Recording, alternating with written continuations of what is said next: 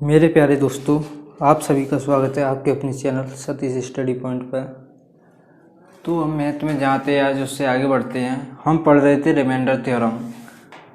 Part 1 की video हमने upload कर दी थी, किसी कारणवश दूसरी वीडियो दूसरे दिन अपलोड नहीं हो पाई, तो ये दूसरी वीडियो आपके लिए अपलोड कर दी गई है। तो मैं आप लोगों को बताना चाहता हूँ कि मैथ की ये one of the best class है।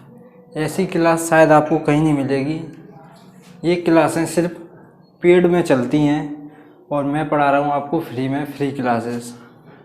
मैं सोच रहा हूँ कि अगर आप लोग एक कंटिन्यू सभी क्लासों को देखते हो तो मेरे को नहीं लगता आपको किसी दूसरे टीचर से पढ़ने की ज़रूरत पड़ेगी या कहीं यूट्यूब पे वीडियो देखने की ज़रूरत पड़ेगी। अगर मेरी सभी क्लासें, कोई भी टॉपिक है उसकी सभी क्लासें देखते हो आप, तो मेरे भाई कोई भी सवाल उससे बचेगा नहीं, हर सवाल उससे हो जाएगा। तो देखो, हम चाहते उससे आगे बढ़ते हैं। हम रिमाइंडर थ्योरम पढ़ रहे थे, तो आज थोड़ा उसका कॉन्सेप्ट रह गया है। आज उसे पढ़ने के बाद हम सीधे सवालों पे आएंगे, ठीक है। तो देखो, सबसे पहले आपको बताना है 5 का भाग दोगे आप 2 में तो शेषफल कितना आएगा। तो मैंने आपको पहले ही बताया, शेषफल हमेशा जिससे भाग देते हो उससे हमेशा छोटा आता है। कैसा आता है? हमेशा छोटा आता है और प्लस में आता है, ठीक है। अब ऊपर वाली संख्या पहले से ही छोटी है मेरे भाई, ऊपर वाली संख्या पहले से ही छोटी है। जब ऊपर वाली संख्या पहले से ही छोटी हो तो मेरे भाई आपको करना क्या है, वही संख्या लिख देनी है, ठीक है। तो आपका डायरेक्ट आंसर क्या होगा? शेषफल इसका होगा 2। जैसे मैंने आपको लिखा 4 का भाग दो आप 3 में, तो आपको बताना शेषफल क्या हुआ। तो आपका मतलब सिर्फ शेषफल से होना चाहिए। मैंने बताया अगर ऊपर वाली संख्या पहले से ही छोटी है, ऊपर वाली संख्या अगर पहले से ही छोटी है तो डायरेक्ट वो शेषफल होगा आपका। लेकिन ऊपर संख्या होनी चाहिए प्लस की, ठीक है। माइनस की होती है तो उसे कैसे प्लस में लाना रहता है आपको बताया था। तो अब आपके सामने सवाल है, ये कॉन्सेप्ट समझ रहे हैं, सवाल अभी इससे अच्छे अच्छे मिलेंगे, तो सिर्फ एक तरीका है। तो आपके सामने लिखी है संख्या 6 × 2/5, मतलब 5 का भाग देना है ऊपर वाली संख्या में, फिर आपको बताना है कि शेषफल कितना बचेगा। तो मेरे भाई नॉर्मल तरीके से आप करोगे तो क्या करोगे, इसका इसमें गुणा करोगे, कितना आएगा? 6 दूनी 12, और 12 में जब 5 से भाग दोगे तो 2 बार जाएगा और शेषफल बचेगा आपका 5 दूनी 10, 2 शेषफल बचेगा, आपको पता है। लेकिन ये सवाल तो अभी छोटा है, अभी इधर लिख देंगे 98, 99, 50, 100, फिर आप नहीं कर पाओगे। तो मेरे भाई करोगे कैसे, कॉन्सेप्ट समझो। देखो अभी वैसे नॉर्मल तरीके से इसका आंसर आएगा शेषफल 2, तो इसको करते हैं। तो आप क्या करोगे, 5 का भाग इसमें दोगे, 5 का भाग इसमें दोगे और शेषफल इसके ऊपर लिखोगे। 5 का भाग 6 में दोगे तो क्या एक शेषफल बचेगा, आपको पता है। और 5 का भाग 2 में दोगे, इस ऊपर वाली संख्या पहले से ही छोटी है और अभी बताया था ऊपर वाली संख्या अगर छोटी है तो वह डायरेक्ट शेषफल होता है। तो 5 का भाग 2 में दोगे तो मेरे भाई इसका शेषफल कितना हो जाएगा? 2। बीच में निशान किसका है? गुणा का, तो आपको गुणा का निशान लगाना है। और जो शेषफल आया है आपका उनका गुणा कर दो, 1 इधर आया 2 इधर आया, इनका गुणा करोगे तो शेषफल कितना आएगा आपका? 2। इधर वैसे भी किया नॉर्मल तरीके से, जब भी आपका शेषफल 2 आ रहा था, इस तरीके से करोगे जब भी आपका शेषफल 2 आएगा, लेकिन करना आपको इसी तरीके से है, ठीक है। आप जरूरी नहीं है कि आप एक ही लो, माइनस वाला भी ले सकते हो। जैसे 5 का भाग मान लो आपने 2 बार पढ़ दिए 5 का पढ़ा, तो कितना आया? 10। जब 10 आएगा तो क्या हो जाएगा? माइनस का ये आएगा, -4 शेषफल। समझ रहे हो ना कैसे? जैसे 5 का पढ़ना 6 में भाग दे रहे, तो आपने पढ़ दिया क्या? 5 दूनी 10। अब घटाओगे, 10 में से 6 घटाओगे कितना आएगा? -4। तो -4 पढ़ दिए अपन ने, ठीक है। और इसमें भाग दोगे, आपने दे दिया 5 का पढ़ा पढ़ दिए एक बार, 5 का पढ़ा पढ़ दिए मेरे भाई आपने एक बार, तो माइनस का शेषफल आएगा। फिर जैसे 5 का भाग दिया 2 में, 5 एकम 5, घटाओगे तो -3 बचेगा, इधर लिख दिया आपने -3। क्या लिख दिया -3, कोई दिक्कत नहीं है। जब इन दोनों का गुणा करोगे आप, 4 कितना हो जाएगा 12, और माइनस माइनस की जो संख्या है मेरे भाई वो हो जाएगी प्लस की संख्या।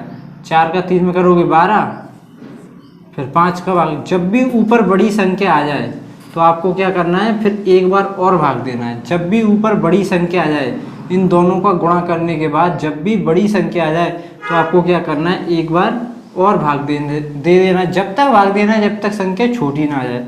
5 का भाग दोगे तो कितना बचेगा, फिर 2 से स्पॉल। ठीक है, अब थोड़ा एक सवाल बताते हैं आपको, जब समझ में आएगा।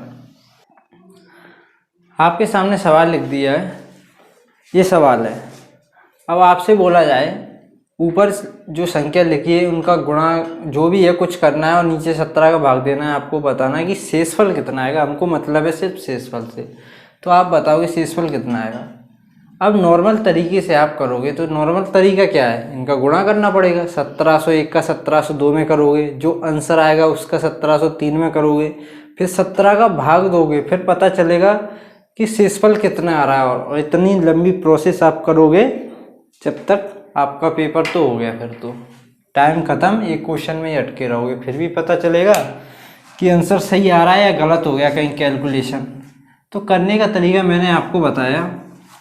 17 का भाग दो पहले इस संख्या में, फिर दो इस संख्या में, फिर दो इस संख्या में। ठीक है, 17 का भाग इसमें इसमें इसमें, 17 का भाग इसमें दोगे मेरे भाई 1701 में, आपको पता है 1701 में। तो 17 से अगर यहाँ 1700 होती मेरे भाई, 1700 होती तो 1700 तो पूरी भाग हो जाएगी। मान के चलो 1701 की जगह 1700 लिखा है, तो 17 एकम 17 और 0000, मतलब 1700 होती तो ये संख्या पूरी कट जाती। ये ज़्यादा कितनी है, 1। तो आपको पता है 17 से इस पर भाग दोगे तो 1 से इस पर बचेगा, कितना बचेगा 1। ये 1700 से 2 ज़्यादा है मेरे भाई, आपको पता है 1700 पूरी कट जाएगी 17 से, और ये 2 ज़्यादा है तो मतलब 2 शेषफल बचेगा। और इधर कितना बचेगा, 3 शेषफल। बीच में निशान किसका है मेरे भाई, गुणा का। तो गुणा करोगे 3 का 2 में 3 दूनी 6, और 6 का 1 में करोगे 6 एकम 6, कितना आया मेरे भाई 6। तो अब आपको बताना है 17 से भाग दोगे तो 6 शेषफल आ सकता है, तो आप बोलोगे बिल्कुल आ सकता है, 17 से बड़ा नहीं आता शेषफल, 17 से बड़ा नहीं आ सकता। 17 से 6 छोटा है तो 6 आ सकता है, और ये प्लस में होना चाहिए जो कि है प्लस में। तो आंसर क्या हो गया हमारा 6। और नॉर्मल तरीके से आप करोगे मेरे भाई कभी नहीं कर पाओगे आप इस सवाल को। ठीक है, तो थोड़ा सा कॉन्सेप्ट और है, हम बढ़ते हैं एक नए कॉन्सेप्ट की तरफ। तो मेरे भाई अब आपको बताना है, ऊपर लिखिए 6 + 2 और नीचे डिवाइड करना है आपको 5 से। तो आपको बताना है रिमाइंडर कितना बचेगा। तो नॉर्मल तरीके से आप बता दोगे 6 और 2 कितने होते हैं मेरे भाई 8, और 8 में 5 से भाग दोगे तो शेषफल कितना बचेगा 3। सिंपल है। लेकिन मेरे भाई आपको ऐसे करना नहीं है, क्योंकि यहाँ पे आ गई संख्या बड़ी बड़ी, तो आप उन्हें जोड़ोगे या शेषफल बताओगे, क्या करोगे। तो मेरे भाई करने का कॉन्सेप्ट पुराना वाला, 5 का भाग इसमें और 5 का भाग इसमें। जब 5 का भाग इसमें दोगे तो कितना शेषफल बचेगा 1। ठीक है, जब 5 का भाग इसमें दोगे, ऊपर वाली संख्या अगर छोटी है तो शेषफल क्या आता है, वही संख्या आती है। ठीक है, बीच में जो निशान है वही आप कर दो।